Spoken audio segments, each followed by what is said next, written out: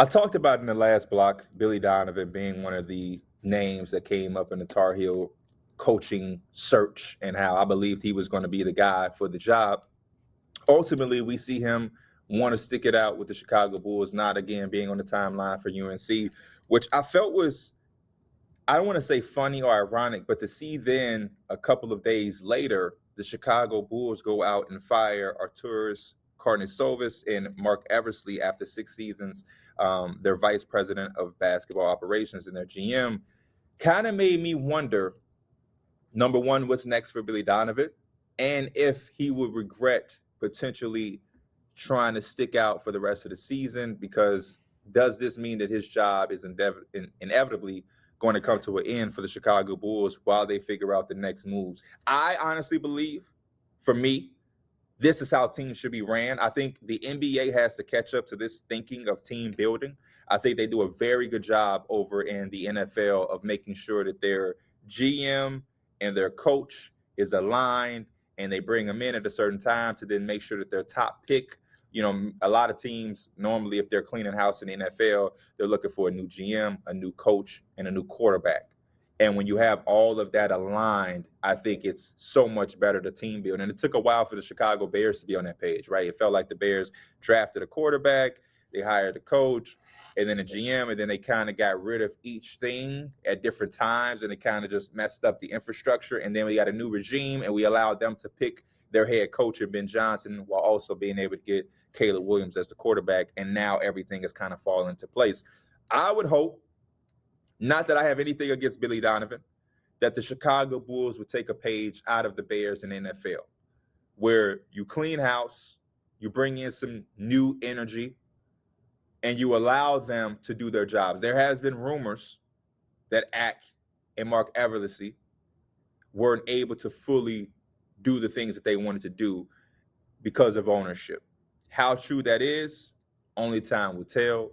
We will see a glimpse of that in the next GM or the next people in position or in charge. I will say, though, some of these things have been disappointing. Over the 6 seasons, the Chicago Bulls made one playoff appearance, and that totaled to one win. Their last playoff series win was in 2015, back when they had Tom Thibodeau. And in those 11 seasons since 2015, the Bulls are 378 and 493. And they've had 3 head coaches. Now, I will say, for whoever is coming into the building to fill these roles and help build this team, I think Chicago is an attractive place.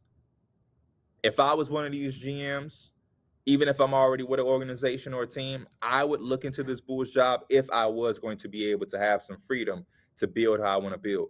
You're going to be going into this offseason with around $60 million in cap space, which is the most in the NBA. Does not mean that the Bulls are going to go out and sign 2 all-stars or all-NBA level players. But again, one of the biggest things that you need when we talk about team building is cap flexibility, right?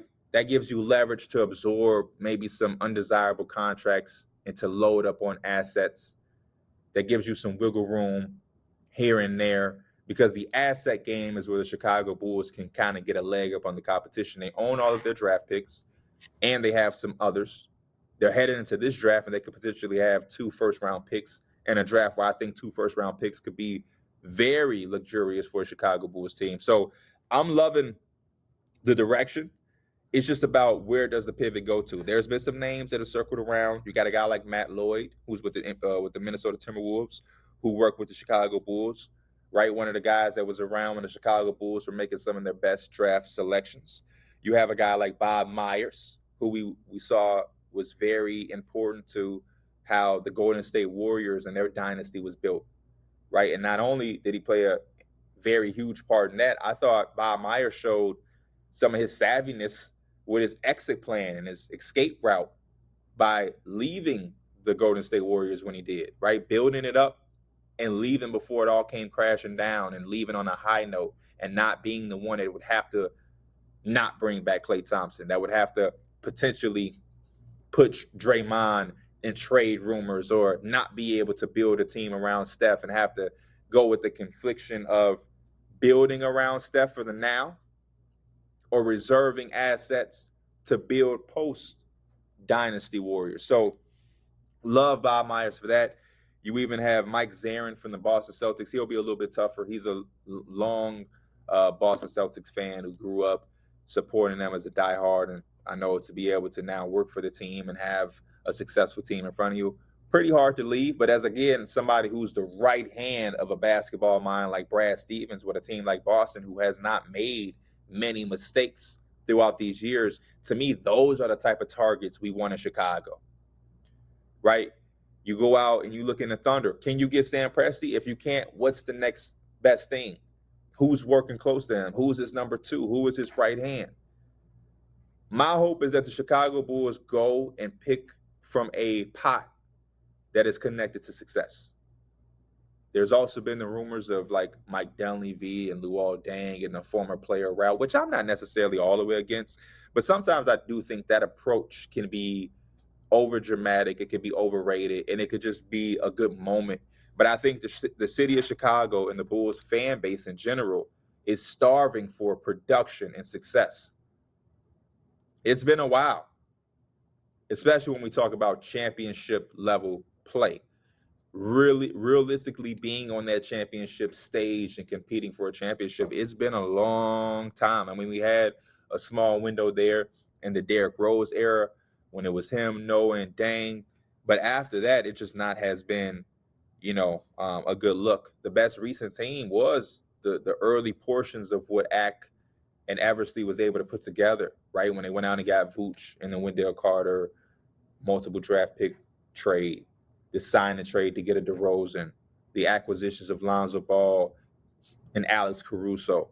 That team came out on fire. Never thought it was going to win a championship, but it was an entertaining team for Chicago. But after that, the inability to be able to adapt, to be able to pivot, to be able to see things before they happen, I think really cost this front office their job and really held the Chicago Bulls back for the last 6 seasons. And specifically the last 4 have been really tough.